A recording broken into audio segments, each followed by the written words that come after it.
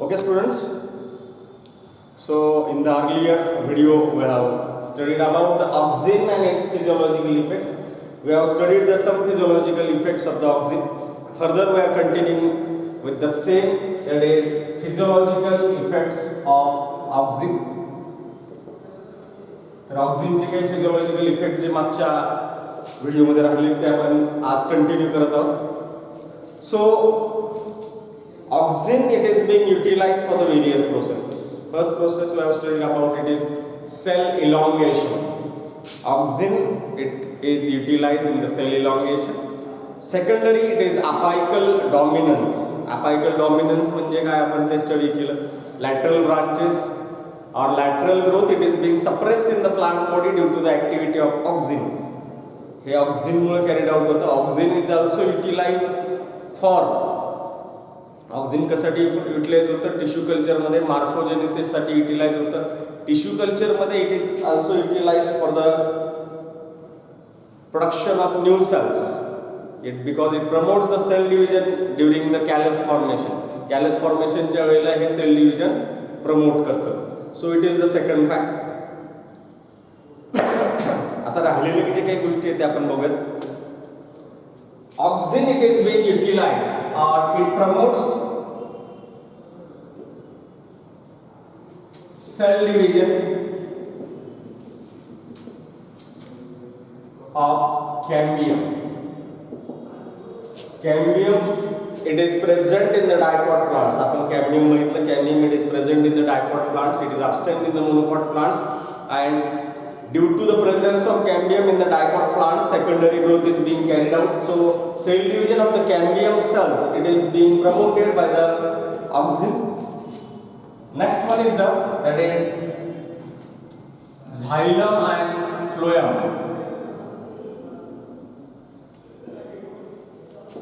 Xylem and phloem differentiation.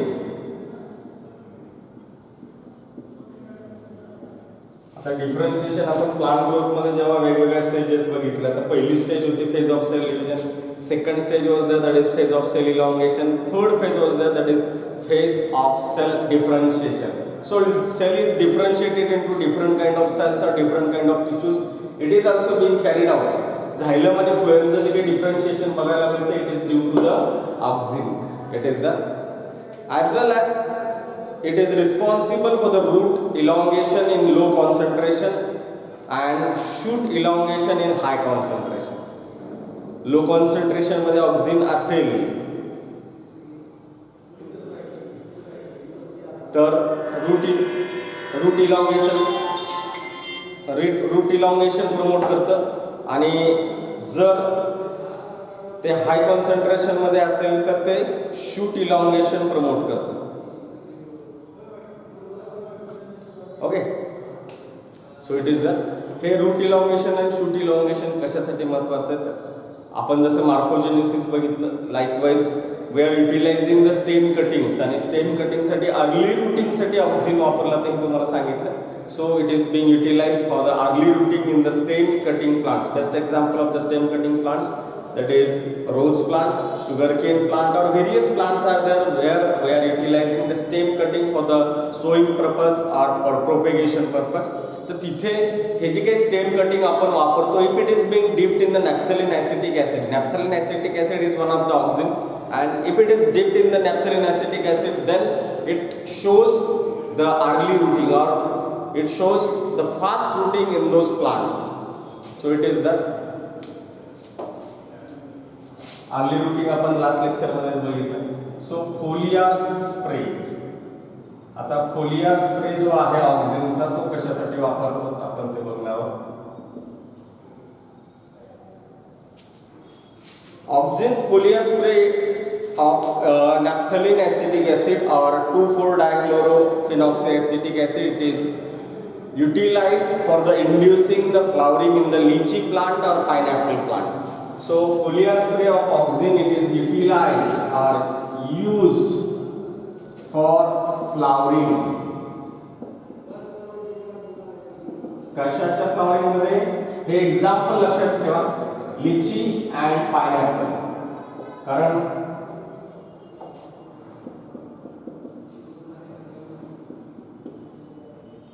आपण flowering जिब्रेलिनमध्ये सुद्धा study करणार आहे. तिथे एक्झाम्पल्स वेगळे आहेत आणि इथे एक्झाम्पल्स वेगळे आहेत जिब्रेलिन आणि ऑक्झिनमध्ये. सो दॅट्स वाय हे एक्झाम्पल लक्षात ठेवायचे लिची आणि पायनॅपल.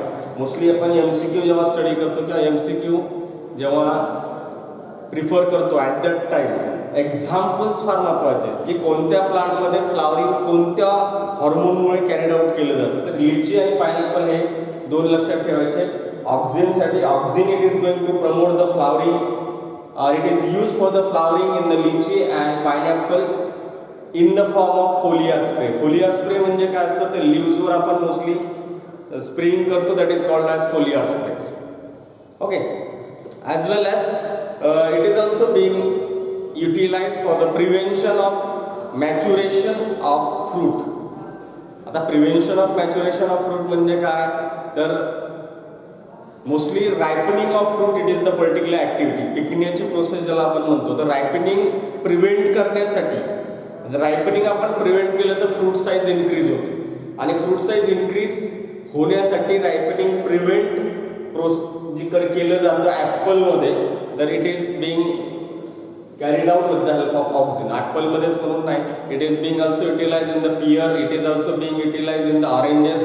The pear, oranges आणि apple ह्या तीन plants मध्ये maturation of fruit it is being prolonged and as well as dehiscence नावाचा एक प्रकार असतो किंवा ज्याला म्हणतो आपण फ्रूट ड्रॉप. तर हे फ्रूट ड्रॉप सुद्धा प्रिव्हेंट केलं जातं due to the auxin. So auxin is being utilise.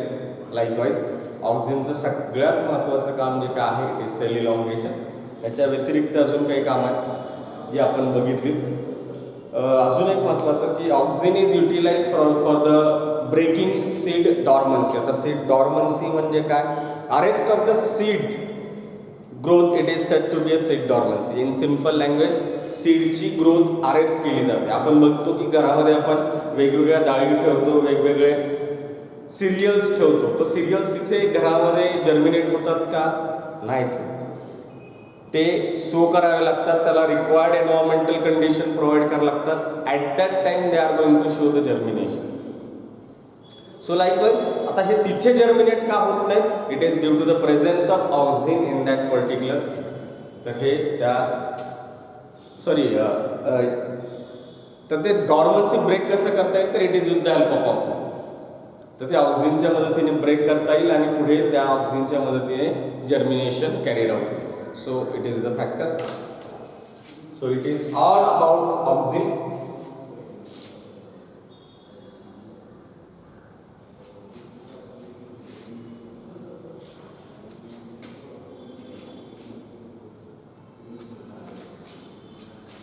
Next, we are studying about the second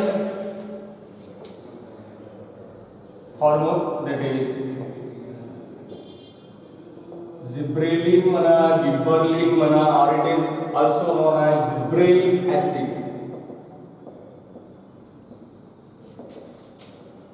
So it is the particular hormone. It is acidic in nature. So that's why it is called as gibberellic acid. Mostly it is said to be a gibberellin. Here it should be double L. So gibberellic acid or gibberellin, it is the particular chemical which is used in the plant or which is produced in the plant naturally and which is having various physiological effects on it. तर हे जे काही hormone आहे it is growth promoting hormone and it is present abundant in the root tip. कुठं असतं हे route tip मध्ये abundant प्रमाणात प्रेझेंट असतं as well as it is present in the developing seeds of the plant body. हे कुठे कुठे असतं लक्षात ठेवायचं. It is present abundant in the root tip and developing seeds of the plant.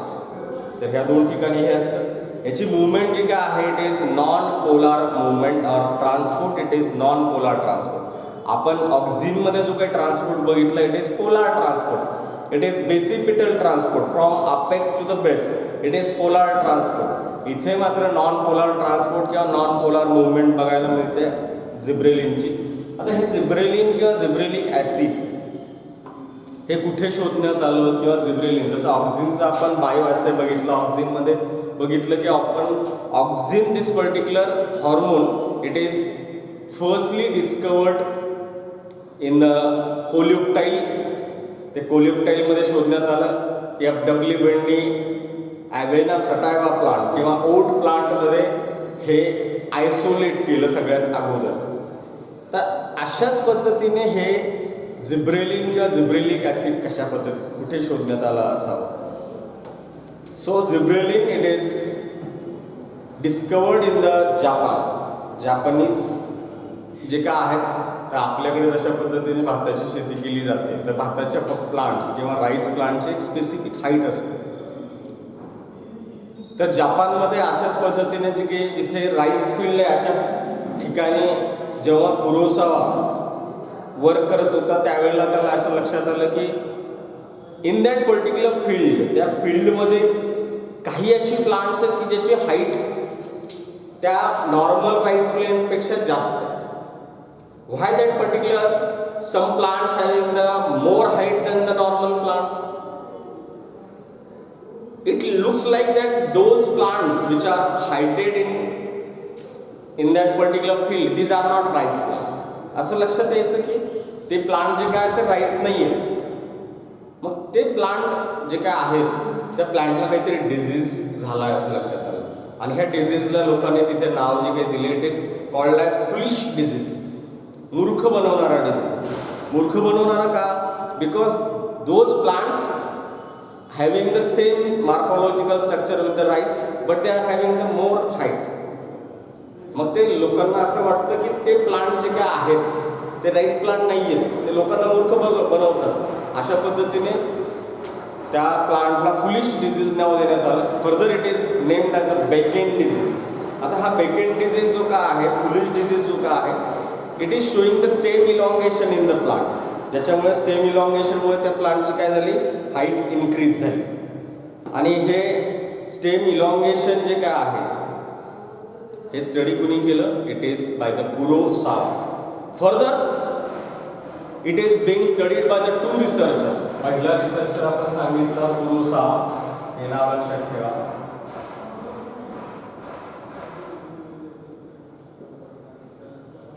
Kurosawa he has studied this particular plant आणि त्यांनी हे isolate केलं and it is isolated in the fungus Zibberella fusicora. हे नाव सुद्धा लक्षात ठेवा. Zibberella fusicora. So it is the particular fungus. त्याच्यामध्ये हे जिब्रेलिक ॲसिड सगळ्यात अगोदर आयसोलेट केलं कुरोसावानी इन द इयर 1926. 1926 मध्ये हे आयसोलेट केलं. याबुटा आणि सुमिकी हे दोन शास्त्रज्ञ जे आहेत, Yabuta and Sumiki, in the year 1931 they have isolated that particular hormone in the crystalline form. त्यांनी आयसोलेट केलं हे हार्मोन क्रिस्टलाइन फॉर्म मध्ये and it is being studied for various purpose and it is studied in the fungus Zibberella fusicora. Zibberella fusicora चं culture केल्यानंतर त्याच्यामधून हे chemical crystalline form मध्ये isolate करणारे जे रिसर्चर आहेत ते याबुटा आणि सुमिकी. आता आपण राईस प्लांट बद्दल बोलत होतो, त्यानंतर दुसरं आपण गेलो होतो म्हणजे जिब्रेला फुजिकोरा. ह्या दोघांचा काय संबंध? तर राईस प्लांट फील्डमध्ये जे काही प्लांट्स हायटेड होते तर त्या प्लांटला जिब्रेला फुजिकोराचं इन्फेक्शन झालं होतं आणि ह्या इन्फेक्शनमुळे जिब्रेलिन किंवा जिब्रेलिक ॲसिड त्या प्लांटमध्ये इन्कल्केट झालं, due to which it showed the same stem elongation. आणि या स्टेम इलॉंगेशनमुळे त्या राईस प्लांट फील्डमध्ये जी काही जिब्रेला फुजिकोराने इन्फेक्टेड प्लांट होती त्या प्लांटची हाईट जास्त प्रमाणात बघायला मिळाली. आणि हे स्टडी केल्यानंतर they have named it as a gibberellin. Yabuta आणि सुमिकीनी हे नाव दिले ते म्हणजे जिब्रेलिन. ह्यांनी आयसोलेट केलं जिब्रेला फुजिकोरामध्ये, ह्यांनी नेमिंग दिलं that is Gibberellin. Further, this gibberellin, it is being studied in the plants मध्ये नॅचरली हे यंग लीव्स मध्ये प्रोड्यूस होतं, सीड्स मध्ये प्रोड्यूस होतं, रूट टिप मध्ये प्रोड्यूस होतं आणि स्टेम टिप मध्ये प्रोड्यूस होतं किंवा शूट टिप मध्ये प्रोड्यूस होतं. तिथे ते स्टडी करण्यात आलं and it is being studied for its chemical प्रॉपर्टीजसाठी स्टडी करण्यात आल्यानंतर असं लक्षात आलं की it is acidic in nature. When it is seem to be acidic in nature, then gibberellin is further named as gibberellic acid. मग परत जिब्रेलिनला काय नाव देण्यात आलं? Gibberellic acid. आणि जिब्रेलिक ॲसिड जे काही प्लांटमध्ये शोधण्यात आले, इट इज मोर दॅन 150. आतापर्यंत जे काही जिब्रेलिन शोधण्यात आले इट इज मोर दॅन 150. आणि हे 150 जे काय आहे इट इज नेम्ड लाईकवाईज. त्याची नावं जी काय आहेत 150 नावं सुद्धा तुम्हाला इझिली पाठ करता येतील अशी नावं. That is GA1, GA2, GA3 and so on up till जी काही नंबर असेल तो. तर अशा पद्धतीने gibberellic acid 1, gibberellic acid 2, gibberellic acid 3 किंवा जिब्रेलिन 1, जिब्रेलिन 2, जिब्रेलिन 3 अशा पद्धतीने. आता ह्याला जिब्रेलिन का म्हणतात? Chemically it contains the gibbane ring.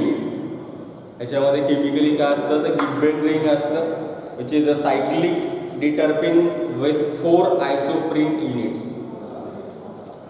याचं केमिकल नेचर आपल्याला तेवढंसं महत्त्वाचं नाही आहे, पण ह्याच्या जे काही प्रॉपर्टीज आहेत ह्या प्रॉपर्टीज मात्र महत्त्वाच्या आहेत. हे लक्षात आलं, इथपर्यंत लक्षात आलं असेल तुम्हाला. याच्या पुढे आपण बघणार आहोत physiological effects. Most important part in each and every hormone which is being which is being asked during examination. It is physiological effects for board examination. Board examination मध्ये एकतर त्याचं ट्रान्सपोर्ट विचारतात MCQ मध्ये, आणि जर 2 मार्काचा 3 मार्काचा प्रश्न असेल तर ॲट दॅट टाइम जे काही विचारलं जातं इट इज फिजियोलॉजिकल इफेक्ट्स.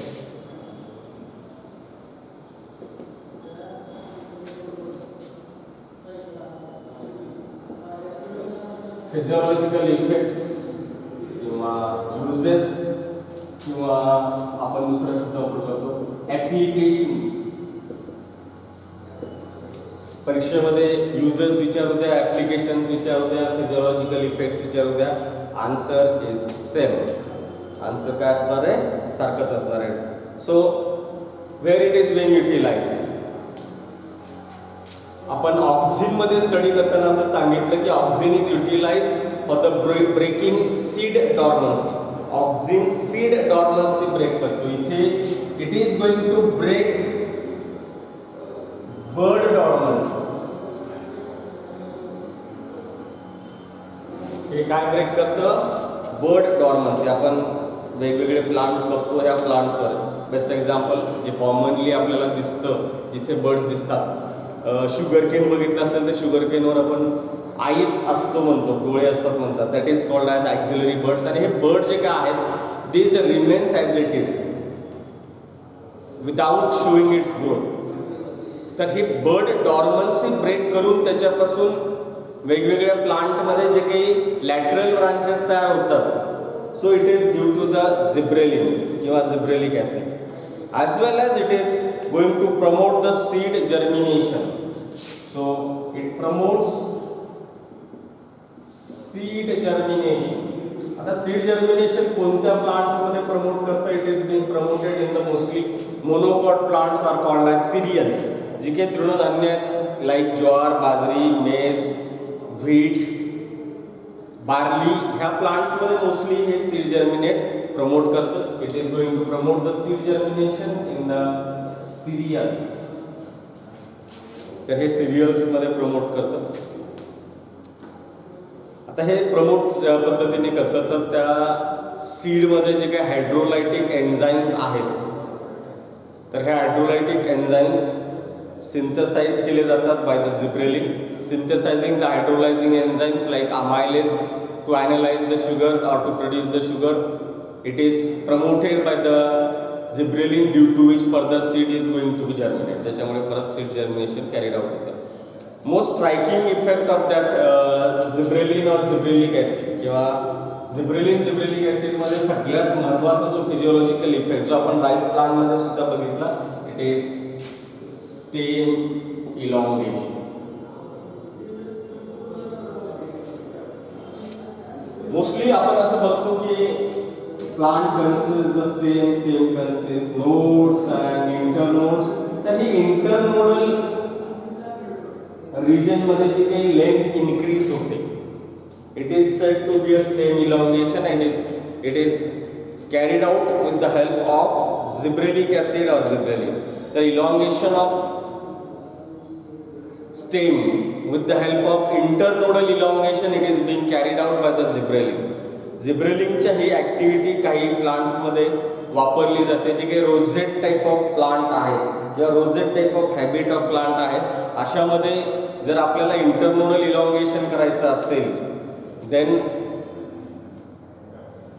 आपण जिब्रेलिन किंवा जिब्रेलिक ॲसिड आर्टिफिशियली वापरू शकतो. आणि ती जी काही ऍक्टिव्हिटी आहे त्याला म्हणतात bolting. Bolting is promoted by gibberellic acid.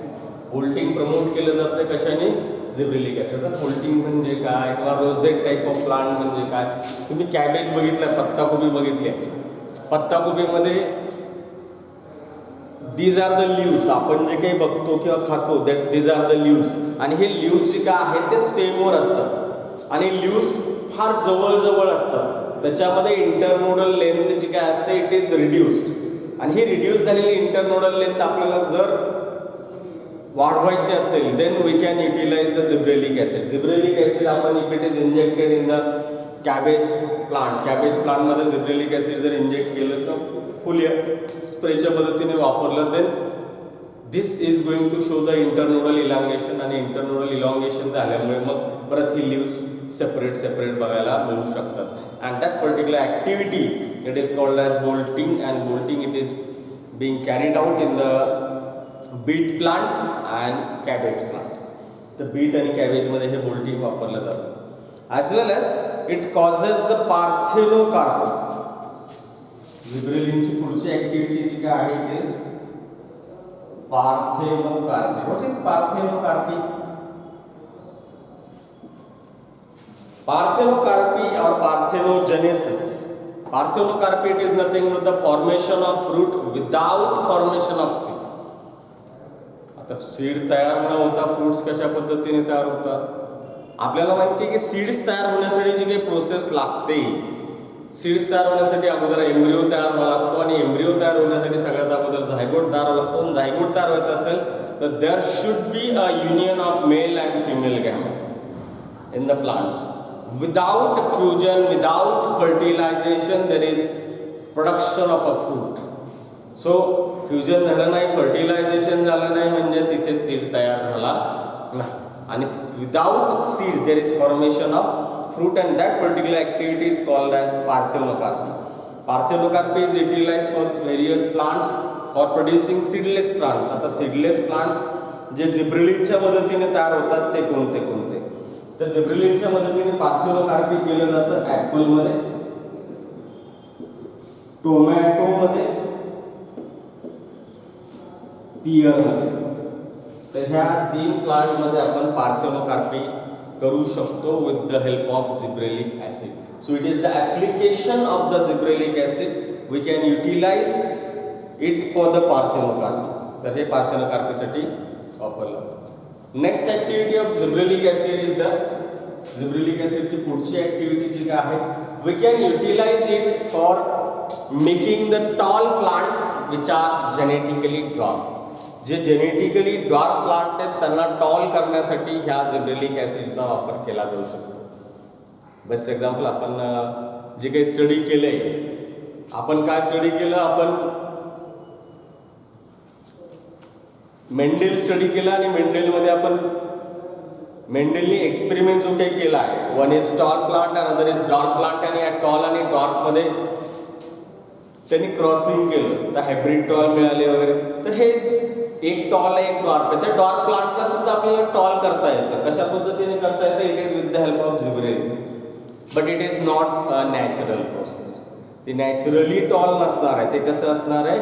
It is artificially tall plant. It is due to the activity of gibberellic acid. तर जेनेटिकली जे डॉर्फ प्लांट आहेत आपल्याला त्यांना जर टॉल करायचं असेल तर we can utilize the gibberellic acid or झिब्रेलिन.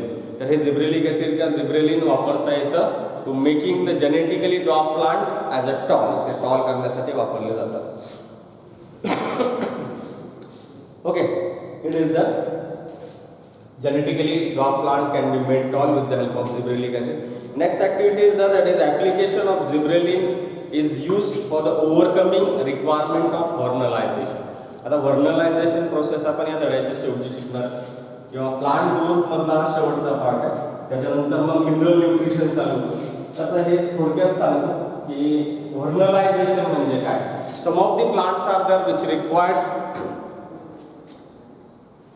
the low temperature for the seed germination. Seed जर्मिनेशनसाठी लो टेम्परेचरची गरज असते आणि त्याला म्हणतो आपण व्हर्नलायझेशन. आणि after the vernalization this plants are going to show the germination. मध्ये लो टेम्परेचर ट्रीटमेंट जर त्या प्लांटला मिळाली किंवा आपण आर्टिफिशियली दिली then this plant seeds are showing the germination.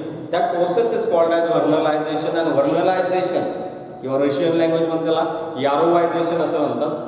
तर हे व्हर्नलायझेशन जे काय आहे त्या व्हर्नलायझेशनमधून ओव्हरकम करण्यासाठी सुद्धा जिब्रेलिनचा वापर केला जाऊ शकतो. कशा पद्धतीने? तर ज्या सीडला लो टेम्परेचर ट्रीटमेंट द्यायचं आहे, if it is being soaked in the gibberellic acid at that time it shows the seed germination. As well as usually it inhibits the growth of root. हे रूटची ग्रोथ इनिबिट करतं. आपण वेगवेगळ्या प्लांटमध्ये रूटची growth जर inhibit करायची असेल तर याचं युटिलायझेशन करू शकतो. As well as it is utilize for the delay of senescence. Senescence म्हणजे काय? तर म्हातारपण किंवा बुढापा ज्याला म्हणतो आपण. Plant are going to show the senescence at the particular time period. This plant is going to show the senescence. आणि हे सॅनासन्स जर डिले करायचं असेल किंवा मग लिप सॅनासन्स असेल, मोस्टली पानं पिवळी होतात, पडतात. ह्या प्रोसेसमध्ये ॲब्सिशन आणि सॅनासन्स हे दोन पार्ट मोस्टली होतात. तर हे ॲब्सिशन किंवा सॅनासन्स जर आपल्याला डिले करायचं असेल तर डिले करण्यासाठी जिब्रेलिक ॲसिडचा वापर करता येतो. ओके, आपण इथे थांबूयात. धन्यवाद.